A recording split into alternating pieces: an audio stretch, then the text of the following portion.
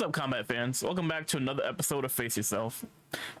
I know it's been a while since we've done one of these, but I figured I needed to have a deep dive into Mortal Kombat 1 just to kind of get an idea of what kind of content I'm going to be making for this channel. But now that it's over, we're back to the grind, and without further ado, let's jump into this video. We'll be covering the other side of the Shaolin monks and descendant of the great Kung Lao. Continuing on, like the previous episodes, we'll go over character designs, special abilities, and has Lao changed from the previous timeline, as well as the Esther section where I kind of just talk about how and why Kung Lao isn't the champion of Mortal Kombat in this new era, even though Liu Kang is no longer the champion, and now it's Raiden. With that being said, let's jump into this episode of Face Yourself.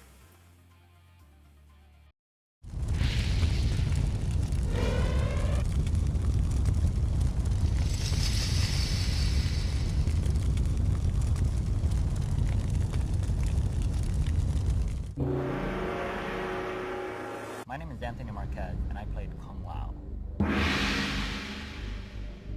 All right, so let's kick this off with talk about Kung Lao's Mortal Kombat 2 appearance. He has his trademark razor hat with straps around his chin. He wears a full body blue sweatsuit. Although he doesn't wear like sleeves on top of the shirt, he wears like a black sleeveless gi with some red Chinese characters, which John Tobias pretty much translated to war. He has a black belt around the shirt and the gi. The belt is quite plain. The blue pants the blue pants that he's rocking are tucked into his black boots. He also has like these platinum braces on his arm. I don't know if I said that. A very good design for the time, and probably my favorite character design from Mortal Kombat 2. Moving on to Mortal Kombat 3, Kung Lao's costume changed quite a bit.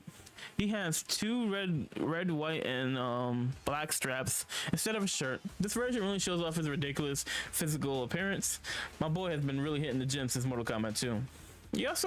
He changes from his black gi belt to a regular red belt with a platinum buckle. And he now wears like yellow pants instead of the blue one, which are again tucked into his pants. Into his boots. But now the boots are updated, and now he have platinum trimming on his all black boots.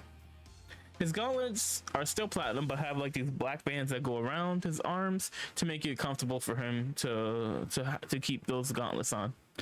Also, continue on to Mortal Kombat Gold. To be honest, it's the same outfit with a few minor updates. The pants are yellow instead of brown, and the boots have been updated the most.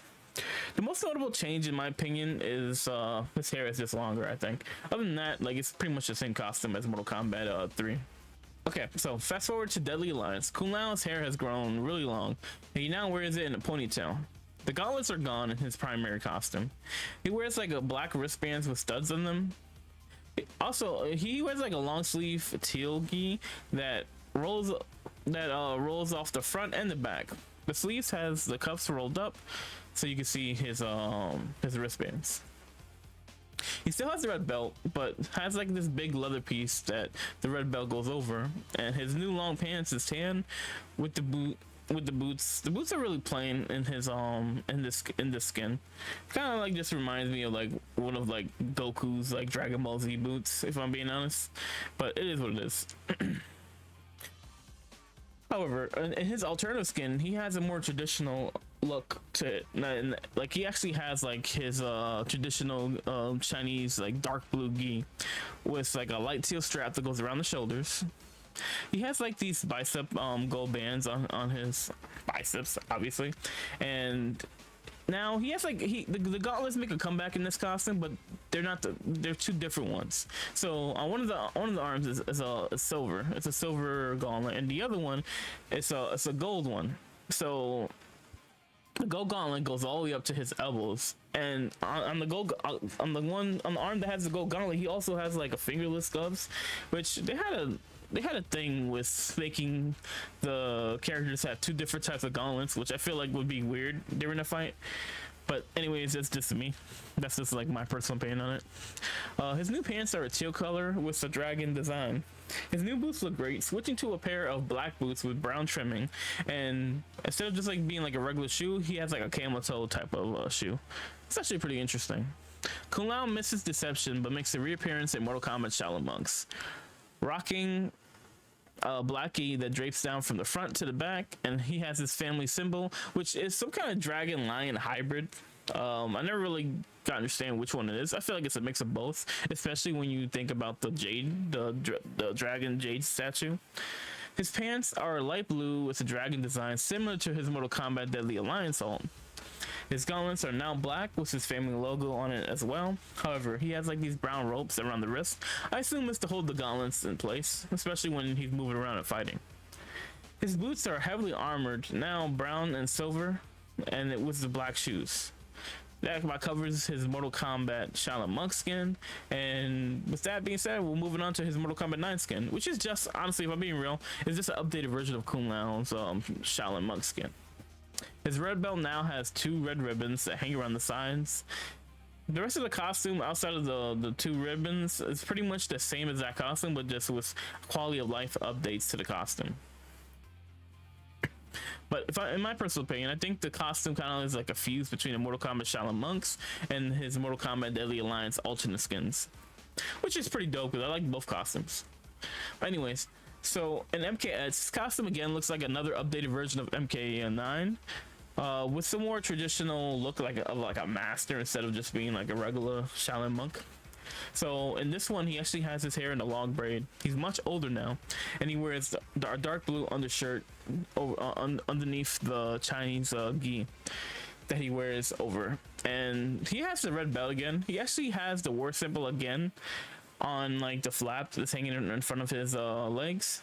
His new gauntlet is now a light brown and a dark brown, kind of like trimming, and his new pants are dark blue that are again tucked into his Shaolin, into his boots that are wrapped around his legs. This is the first iteration where we see facial hair on Kung Lao, which I always thought was cool, and I like how his boots are more like, they actually look like a Shaolin Monk's boots. If you ever seen like actual Shaolin Monks when they're wrapped around the leg, I kind of like that aesthetic.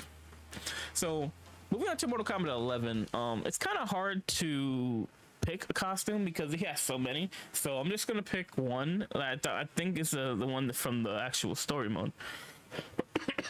He has like a dark brown shoulder pad, like on one of his shoulders, and he has like a red and white and blue fabric that drapes down past his brown belt. It kind of looks similar to his Mortal Kombat 3 costume a little bit, but without, you know, just being a full blue and the mark. Anyways, he also has like a dragon medallion, and his new gauntlets are dark brown with gold trimming.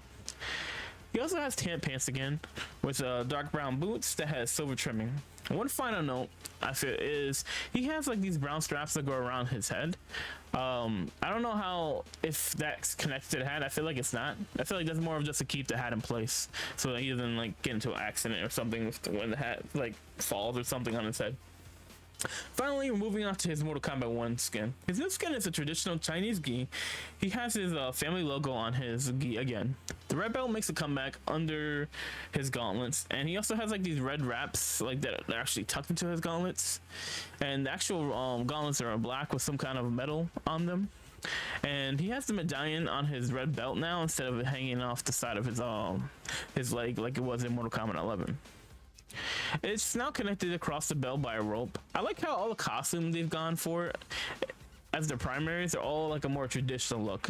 I really love this outfit, but I think that's gonna about cover it for all the appearances in this section. Okay, so moving on to his special abilities. I've actually played a lot with Kung Lao, and I just came out with a guide for Kung Lao if you guys didn't already know. So we'll pretty much just go over his special abilities and just kind of talk about you know, how they work. We're not gonna go into any details about like combos or anything like that. If you guys need any help with that, you can just check out the guide I have. I'll put it somewhere in probably in the description. Now to go over his special moves, starting off with his buzzsaw. It does what it normally does. It keeps the opponent in the air for a bit. With the right camera, you can get some pretty cool combos. Like honestly, I kind of wish it worked like the Mortal Kombat 9 buzzsaw, but I don't think we're ever gonna get Kung Lao's buzzsaw to be like that again. That was definitely one of my favorite versions of Kung Lao. And if you enhance it, it does more damage and keeps them on longer, but like they kind of get pushed away, kind of further away from you. The next move is going to be the hat toss. It's a very fast projectile. It has decent damage, and then when you enhance it, it's even faster and it's stronger. You can also direct it up or down. Challenge Shimmy is the following. It's the following move. He does it's a move where he does like 12 punches. It does 12 punches in a row, and if you enhance it, it gets armor, which is going to probably be your go-to to wake up attacks.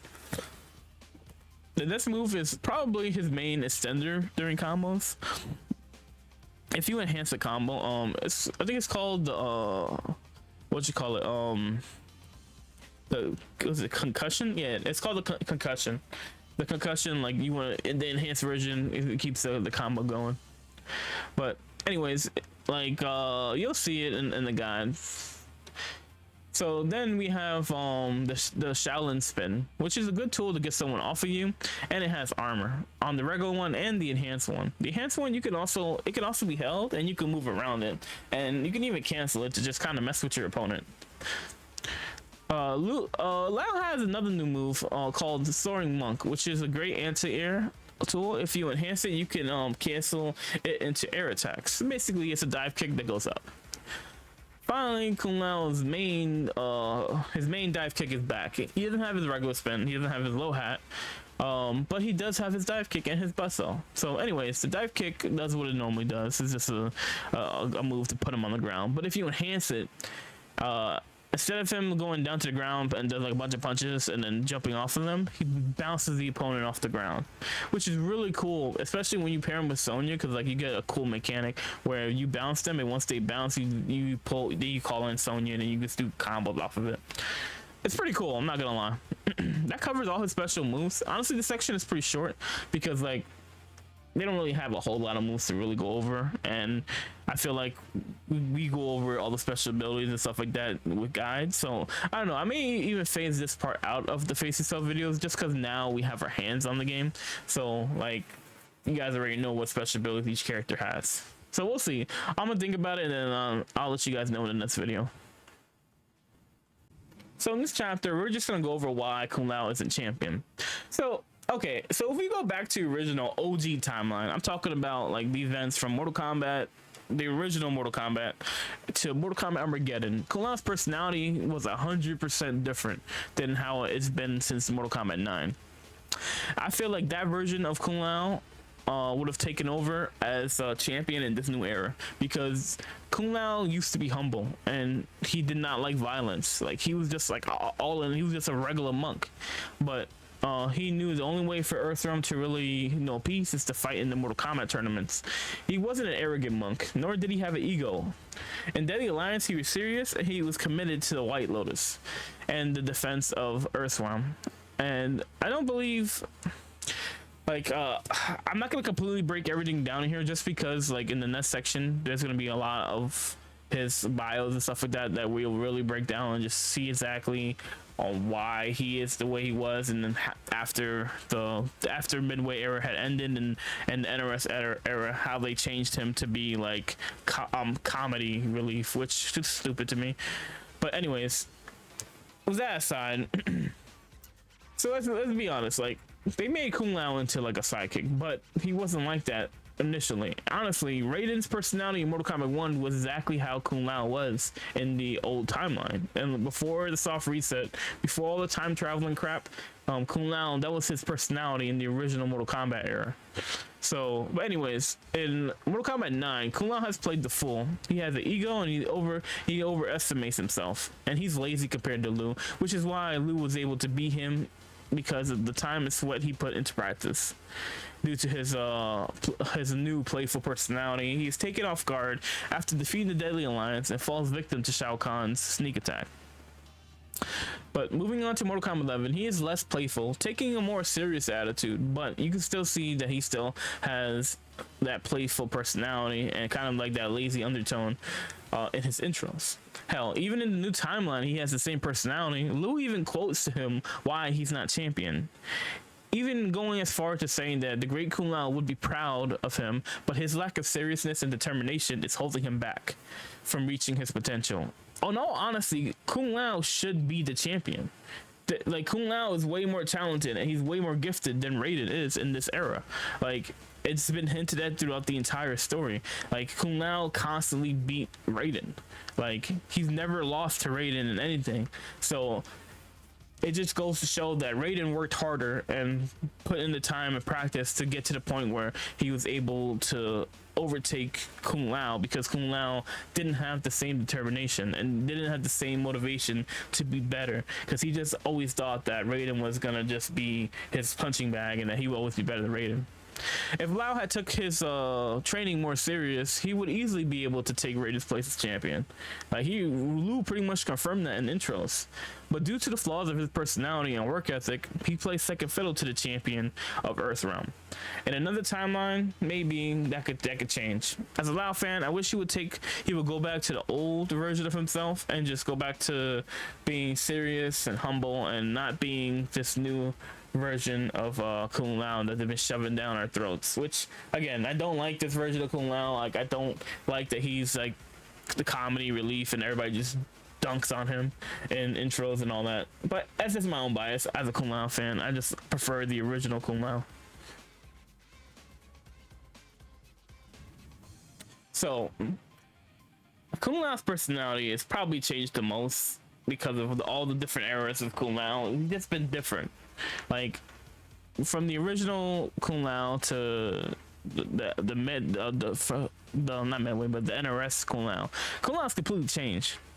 So, like I said, he's probably changed the most from the original characters. In Mortal Kombat 2, we can tell by just reading some of the bios and the endings throughout the years. Starting with Mortal Kombat 2, Midway wanted to introduce another monk. A former Shaolin monk and a member of the White Lotus Society, he is the last descendant of the great Kung Lao, who was defeated by Goro over 500 years ago. Realizing the danger of the Outworld menace, he joins Liu Kang in entering Shao Kahn's contest. Just off the jump, he has an interesting story. Being the descendant of the former champion of Earthrealm, he has a lot to live up to. A former Shaolin monk, alongside Liu Kang, Kung Lao also grieves the loss of their Shaolin brothers. He realizes that this is his ultimate fate lies within the dark realm of the Outworld. He defeats Outworld opponents until he emerges the Supreme Champion. With his strengths and spirit in complete alignment, he finally avenges the deaths of his great ancestor, although his greatest challenges still lie ahead. So even throughout the ending, like Kung Lao, you can tell like Kung Lao is taking his role as a descendant of the great Kung Lao very seriously, as well as his defense of Earthrealm. All serious, no jokes, no ego so far, right guys? Kung Lao's plan to reform the White Lotus Society comes to a halt when Shao Kahn's invasion takes the Earth by storm. As a chosen warrior, Kung Lao must use his greatest fighting skills to bring down Shao Kahn's reign of terror. Kung Lao began reforming the White Lotus in the hopes of training new warriors to protect Earthrealm, but due to Shao Kahn's invasion, is forced to halt and enter into what is supposed to be the last tournament ever. After when Shao Kahn invades Earth, Kung Lao must scrap his plans of reuniting rebuilding the White Lotus Society. He instead must focus on the new tournament. He seeks Liu Kang and others together to battle Shao Kahn's forces. Using the knowledge he obtained as a Shaolin monk, he fights in the name of his great ancestor, the original Kung Lao. He emerges victorious but suffers from injuries during the battle with Khan. Believed to have passed away, Kung Lao joins his ancestors in his new life. Many believe that Kung Lao had died from his injuries suffered during the final fight against Shao Kahn. In fact, he had merely turned to a new life without violence in reverence to his ancestral beliefs. As news of Shinnok's threat reached Kung Lao, together with the apparent return of Goro, Kung Lao returns once more to challenge his ancestor's killer. So here's the biggest difference when it comes to Lao. He didn't want to fight. He was a monk of peace. Or he was a former monk of peace. He wanted to honor his ancestors, but again and again he must fight to protect his home and his friends. Regardless of what he truly wants. Are you getting what I'm putting down, guys? Because like this version of Kung Lao was completely different from the Kung Lao we know now. Like his ego, everything about the new Kung Lao is just not who he is. It's like he's a whole different character. Heck, even in the Mortal Kombat Gold ending, he wanted to settle things with Goro and make peace. After the defeat of his ancestor, like how mature and humble this original Lao was. It's like he's an entirely different character from the current Lao. Kung Lao was the first to find the body of his friend, a fellow Shaolin monk Liu Kang. He later discovers that it was in fact Shang Tsung who had dealt the fatal blow. Enraged, Kung Lao abandoned his Shaolin beliefs and vowed revenge against the sorcerer. He knew that his fighting skills would not be sufficient to best Shang Tsung though. He would need training from the same Outworld master who had taught Liu Kang the one special attack he needed to win the Mortal Kombat tournament so many years ago. Kung Lao traveled to Outworld and informed the martial arts master, Bo Raicho, of Liu Kang's death at the hands of the sorcerer Shang Tsung. Devastated by the news, the old master agreed to teach Kung Lao the flying kick Liu Kang had used to defeat Shang Tsung a decade ago. The training was intense, but Bo Raicho was determined to give Kung Lao a greater edge than he had given Liu Kang. Once Kung Lao had mastered the whirlwind kick, both he and Bo Raicho journeyed across Outworld to deal with the sorcerer Shang Tsung. This is the first time we see Lao loses his composure. He seeks revenge for his best friend's murder. But even though he was angry, he wasn't dumb. He didn't just blindly rush in to fight Shang. He sought training to give him the tools he needed to overwhelm Shang Tsung. So like, this is like these things are just so different from the current Lao, because the current Lao, if that happened, Lao would have just rushed in and got killed. Like you saw how it was in the after he defeated the Deadly Alliance. Like he was basking in his in pride as he defeated them, and it was like, look, Raiden, you know, I told you it was nothing to worry about. And then he proceeds to get his neck snapped because he wasn't paying attention to his surroundings and he was taking it too easy.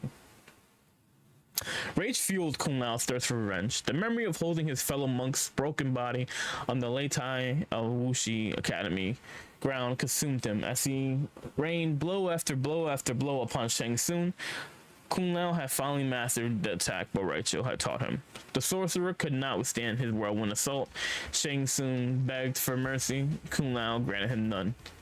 Upon his return to Earthrealm, Kung Lao stood before the modest shrine to Liu Kang, which had been erected by the Wuxi initiates.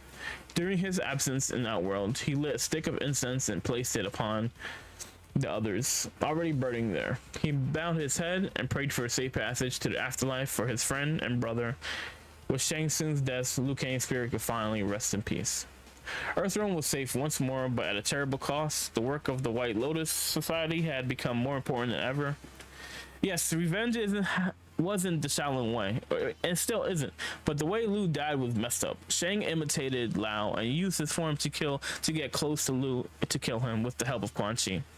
After he got his revenge, he went back and continued to build the White Lotus. With Liu being gone, it would get extremely difficult to defend Earthrealm, and Lao knew they had to be ready. Lao wasn't featured in Deception, and Armageddon didn't have any bios or endings, so that don't, well, they had endings, but they didn't advance the plot of the character, so not really much to talk about there. But moving on to the reset of the timelines and the absolute destruction of Kung Lao's character. Kung Lao's ancestor was defeated by Goro 500 years ago in the pivotal match that saw Shang Tsung attain control of the Mortal Kombat tournament.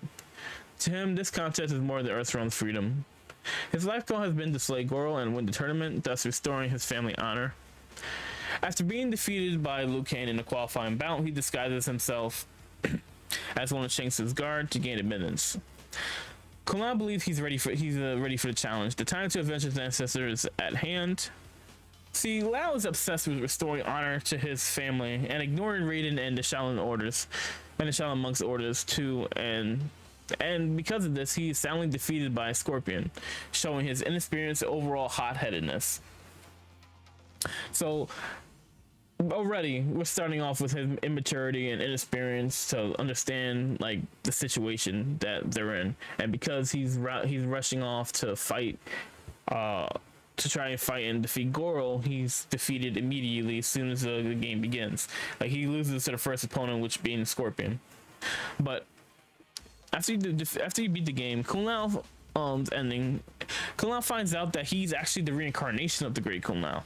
And upon touching the Great Kung Lao's tombstone, all the memories of his past life as the Great Kung Lao comes flushing back into him. This is more of a fan service thing, I think, than actually it being something that's true, but that is what it is. So honestly, in MK11, Kung Lao has grown up a bit. After finding out how he died, I feel like this is a wake-up call in the story. He takes things a lot more serious than he did in the past, and it was a glimpse at how he was before all of the bull, the BS with NRS. He was in MK1. He was born and raised in the village of Fangjin. I hope I'm saying that right. Kung Lao has spent his life toiling in the fields. It has been an honorable life, if not a glorious one. Kung Lao's greatest fear, however, is that his life will amount to nothing. He prays fervently that he will be called to do something bigger. His prayers are answered when he is asked to join the champions of Earthrealm. As a warrior fighting for its honor, Kung Lao knows that his victories will long be remembered. Instead of being a seasoned monk like he was in the previous timeline, he becomes a farmer with dreams of glory. Again, very immature, and you can just see how cocky he is. Like throughout the story was Raiden, like up to the bout where they decide who the champion is. Like this is definitely plot because Lao was the better fighter, but again his personality and his slacking attitude played against him, and again kept him from being what he should have been, the champion of Mortal Kombat, with Liu Kang no longer being in the picture. I never liked how they changed Lao's personality to fit ego and a comic relief character. It didn't make sense since he already had Johnny Cage. I prefer the old Lao personality, but what do you guys think about Lao? Do you prefer the old version, or do you prefer this new iteration where he's just more worried about his ego and just like trying to get everyone's praise instead of just doing what he's supposed to as a monk and as a descendant of the great Kung Lao? But let me know what you guys think below. I read every one of them, and I try to reply to all the comments whenever I see them. But anyways, if you like this video, hit the like button and subscribe for Mortal Kombat 1 lore videos, guides, just my fights from stream, and just anything Mortal Kombat related. I'll see you guys in the next one, and I'm out. Peace.